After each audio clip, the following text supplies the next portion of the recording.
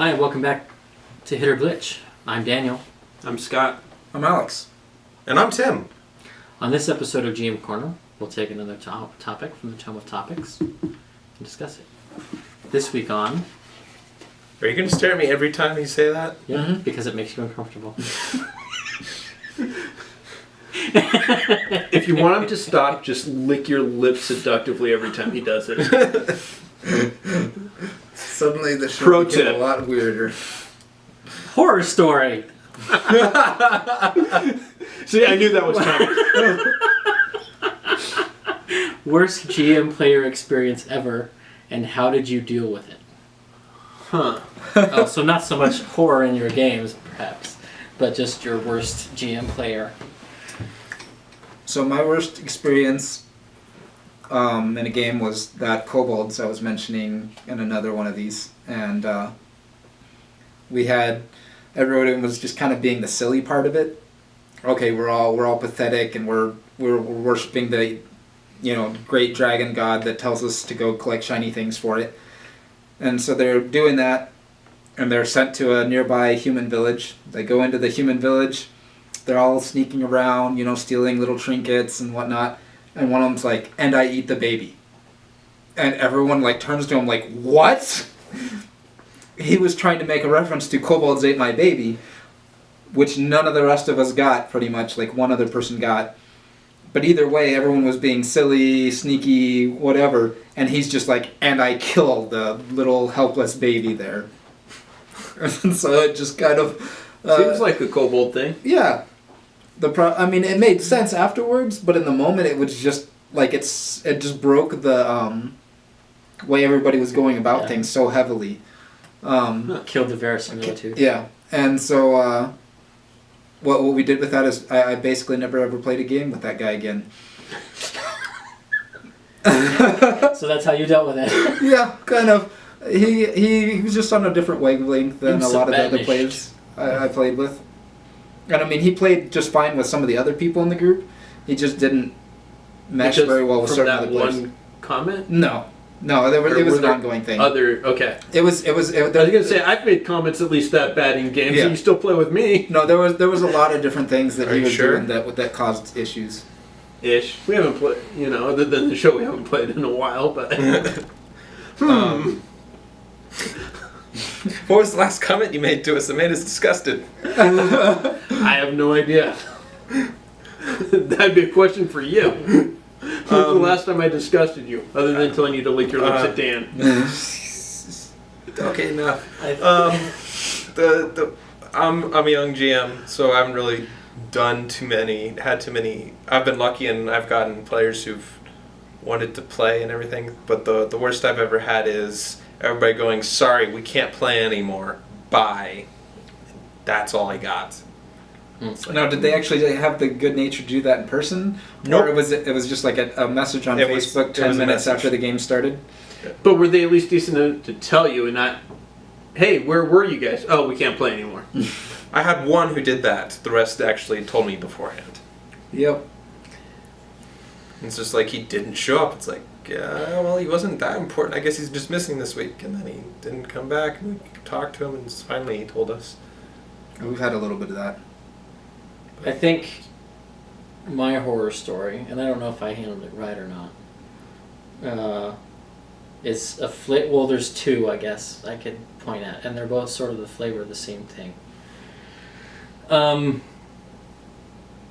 Players telling other players what to do, or criticizing how they're playing. Yeah. And there's always some sort of suggestions flying at the table, and that's normal. Yeah. And it usually doesn't get out of hand, but one player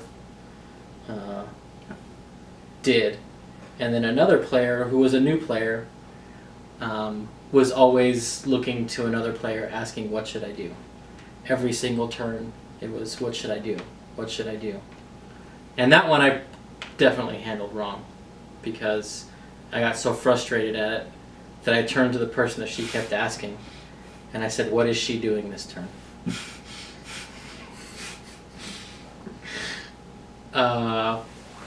So that one I definitely didn't handle well. And the other one, I sort of have, if it's all adults at my table, you're all adults. Mhm. If you've got a problem, you should be dealing with it. I used to be more hands-off about that kind of thing. But this experience taught me you can't be as hands-off. Mm-hmm.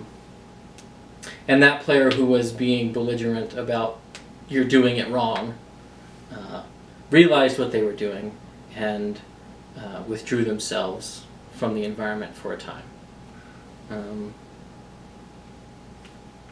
And that was after the player that they were being belligerent to said, I'm not playing anymore. Yeah. I didn't take the lessons of Avatar: The Last Airbender to heart. I did not actively shape my world at the table. So, yeah. I don't know if I have any specific horror stories per se. I can't think of one anyway that comes to mind.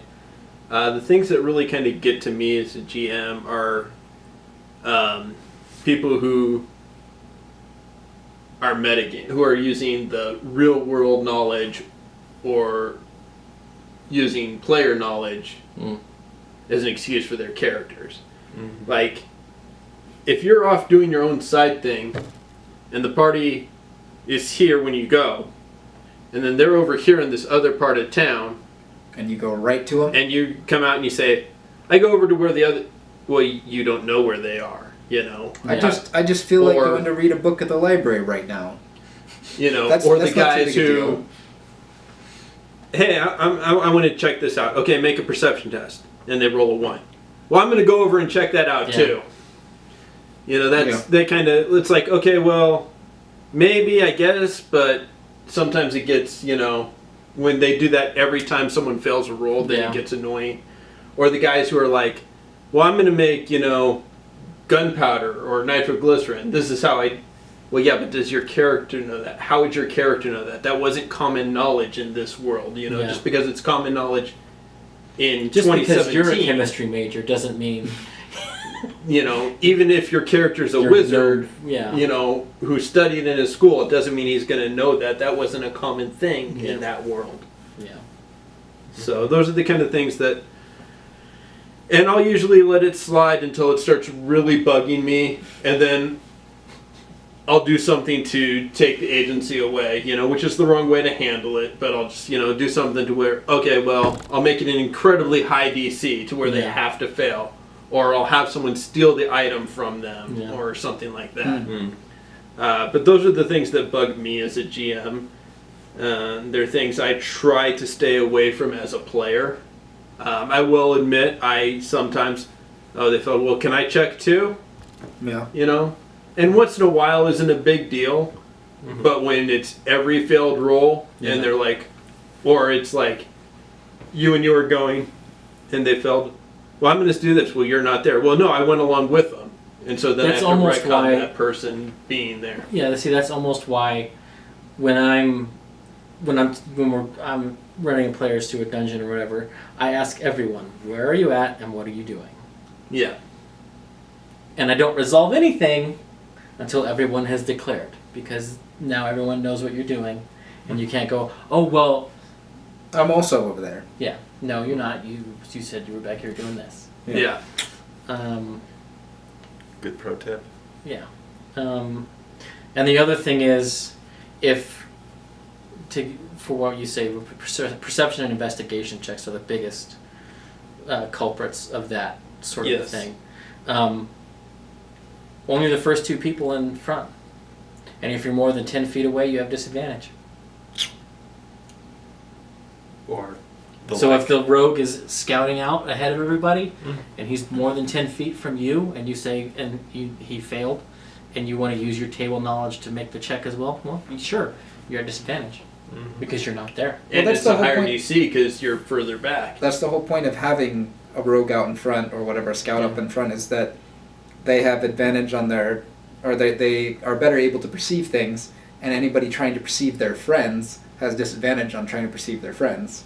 So yeah, the rogue might get caught themselves, but then they're going to have to hightail it out of there, Yeah. knowing that they have allies in this direction. Yeah. Yeah. How about as a player, any horror stories of being a player spending time with your GM?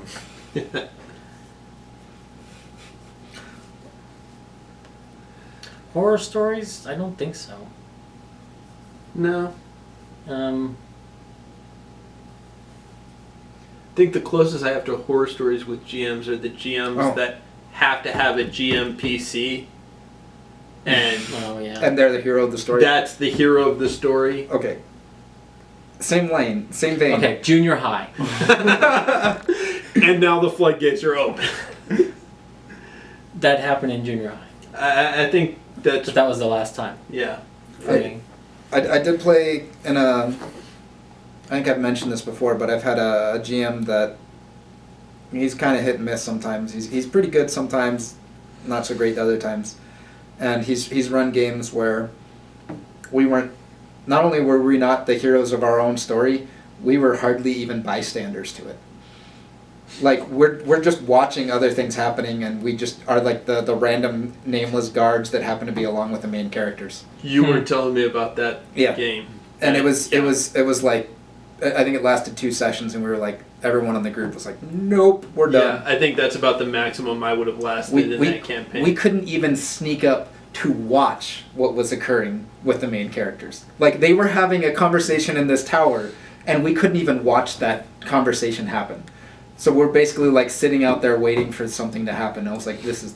And there was times where we were having like a social setting, and it was like, the GM was like, okay, and this guy says blah blah blah, and this guy says blah blah blah, and this guy says blah blah blah, and this guy says blah blah blah, and this guy says blah blah blah. And 20 minutes later we're like, why are we even seeing this? Note for all you GMs out there, it's not your story. It's our story. Right. Remember that they are an active living part of the story. Yes, it may be your world that you created. It may be your plot that you've set out for them to accomplish.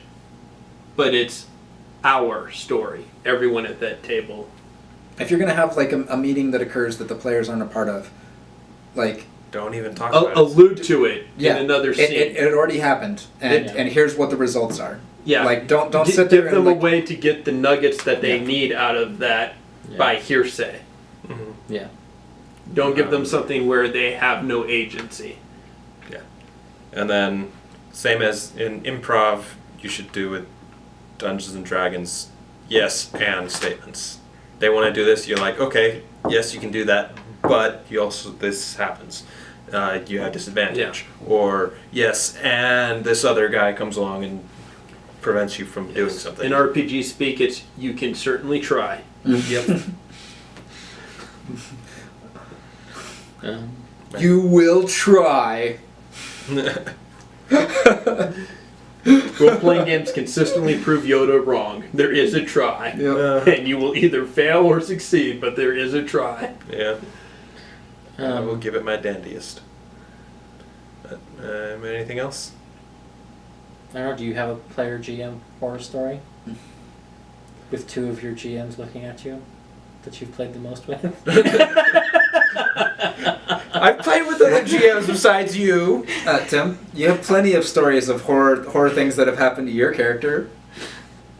But that wasn't... I mean, if you were having fun, then I guess it's not a horror story. Well, and it's also not a horror story if the GM's not doing it to be a dick. I had a GM hit me, like full on big guy, reeled back and swung hard, because like he was just going through a rough time. He was stressed out. He was GM and he had just made dinner, kind of like you do, Dan. Different person though.